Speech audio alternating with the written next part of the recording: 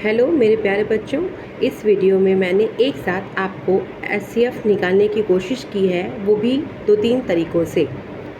देखिए, जैसे एचसीएफ निकालने के लिए मैंने इसमें डिवीज़न मेथड को अपनाया है।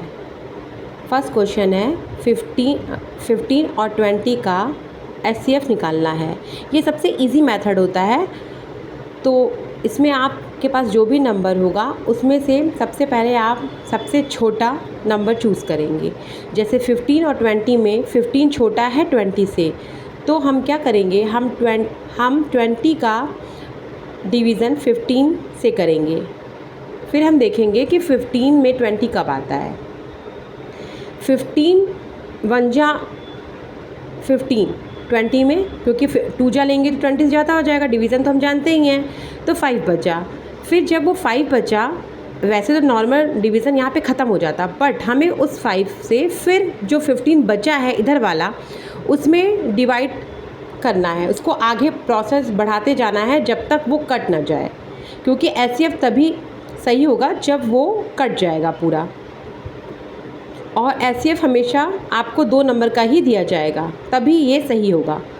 फिर हमने 5 का 15 में जब भाग किया, डिवाइड किया उसे, तो 5 3 जा 15, ये पूरा कट गया। इसका मतलब ये एचसीएफ सही है और इसका आंसर 5 होगा, क्योंकि ये 5 से कटा है सब। तो हम अगर एचसीएफ को देखें तो हमने यहाँ पे ये नियम अपनाया है।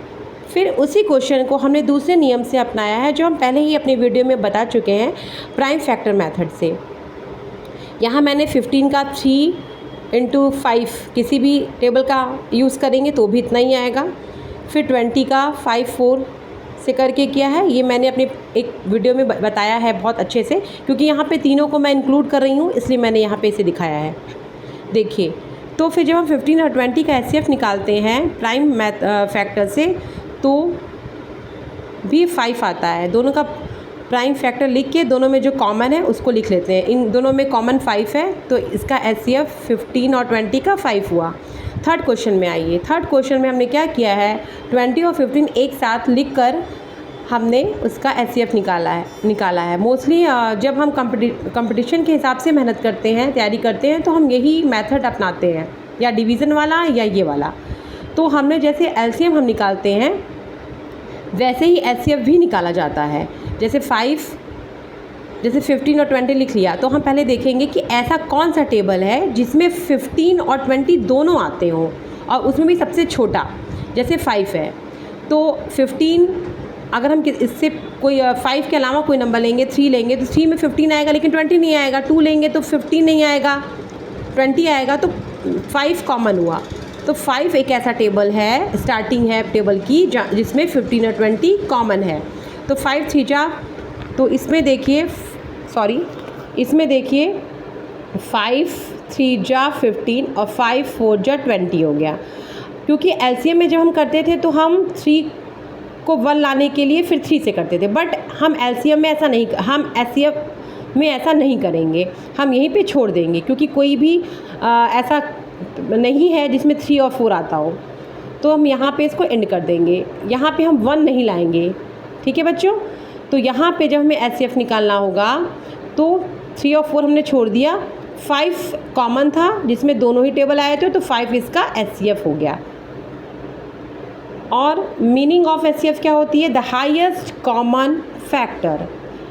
कहने का मतलब है 15 और 20 जब हम ऐसे नॉर्मल लिखते हैं तो 15 3 के टेबल में भी आता है, 5 के टेबल में भी आता है, 20 2 के टेबल में भी आता है, 10 के भी आता है, 4 के आता है, 5 आता है, 5 में भी आता है। तो ऐसा कौन सा टेबल है जिसमें 15 और 20 कॉमन है और वो सबसे बड़ा है, क्योंकि इसमें 5 में ही दोनों आते हैं, इसलिए 5 हमने लिख लिया।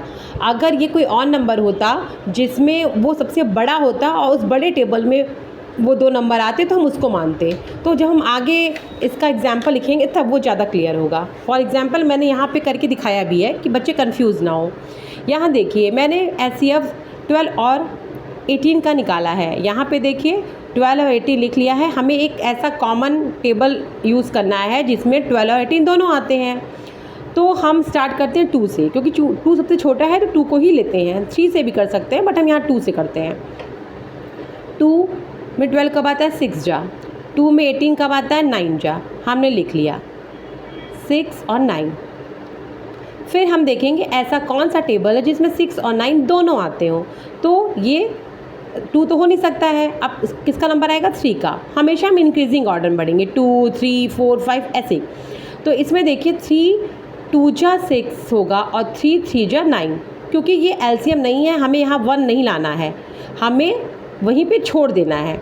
एलसीएम होता तो हम इसे 1 तक ले जाते कि इस साइड 1 आ जाए। आगे मैं से करके दिखाऊंगी एलसीएम को भी। अभी मैं एचसीएफ के बारे में बता रही हूँ, इसलिए मैंने सारे मेथड को इंक्लूड किया है। इसमें देखिए 2 3 जा फिर लिखेंगे तो 6 आ जाएगा।